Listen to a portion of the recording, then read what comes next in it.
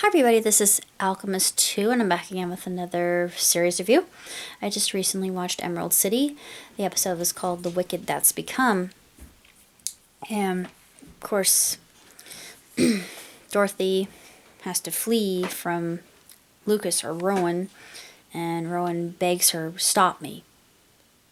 Please stop me." And she sticks him with a dagger and she's able to flee from him. And she returns to Emerald City with the gauntlets, and she goes to the prison of the abject to release one of the witches there and awaken one of the stone giants. And what's interesting is Tip's fluctuation, or Ozma's fluctuation between male and female, and in order to convince the witches that Elphaba has gathered around her that she is Ozma, Ozma actually is able to put a memory of her past with Aiden killing her. I always had thought that Aiden had whisked her away. It's definitely not true, because I'm assuming that somebody was able to get her to safety. I'm thinking it was the woman in the forest, but we don't really know.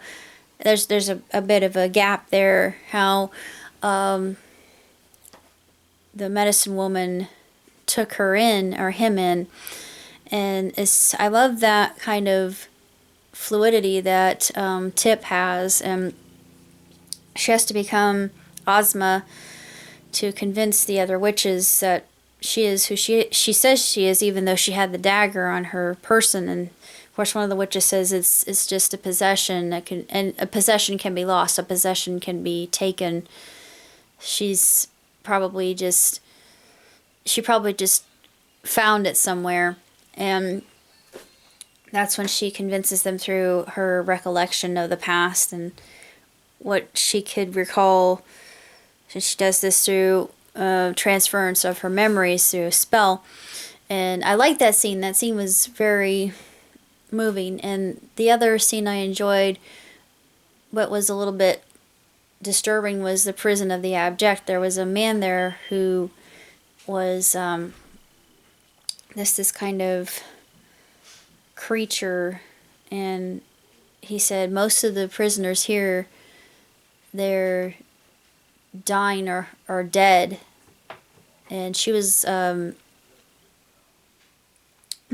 was the last one belonging to, I'm just going to call him the chieftain. The chieftain was the one that we met in episode 1. And there's a battle about to begin, and of course Wizard goes into Lady Ev's kingdom, and she is ultimately killed because her face is exposed. And Jane was supposed to put her back together, and they would realize that Lady Ev was... It makes sense now, and it reminds me of Return to Oz. I forget the name of that queen. I think it was Lady Ev. I'm not sure what they called her in that version, but she had different heads, and there were the different masks that Jane made for different expressions that she had: sadness, happiness, despair, longing, love, lust. And then Jack, of course, Jack is completely distraught. He said, "But do you have one for this? Do you have one for death?" And she said, "No, of course I don't." And she was already dead anyway. When she cuts her face open like this at the scalpel and reveals the clockwork underneath, the robotics, she says she was never alive to begin with, and she loved you the best way that she could. And Jack feels like he is not at all alive, and he comes to the conclusion that he is as dead as she is. and he has a vendetta against the wizard. I thought, ooh, everybody's getting a little bit bloodthirsty, aren't they? But it's very intriguing to see what's going to happen next, and I'm kind of thinking that it's going to be an epic battle. That it'll be out and out slaughter. But I'm hoping that Tip can prove that he could be himself with his original identity. Is all he knows is that he was male when he came into the medicine woman's hovel in the middle of the forest. But I'm thinking that there's more behind Ozma.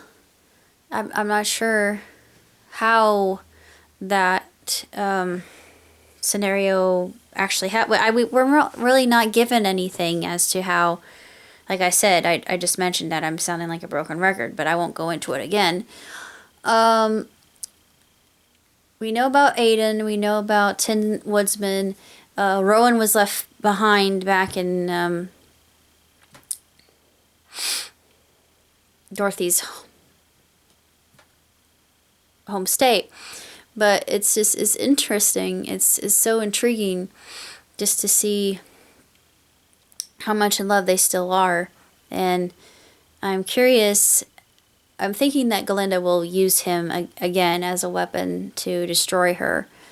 And hopefully love will out. But what I found so interesting was Elphaba. And she finally refers to herself as the Wicked Witch of the West. And of course, we learn about Madame East and how she had imprisoned a lot of the witches in the that hold the prison that hellhole, that prison of the abject. It looks like something out of Dante's Inferno. It's horrible and is just this quagmire, and it's just so gut-wrenchingly disturbing and macabre and unsettling. But I think that's what Tarsem was going for.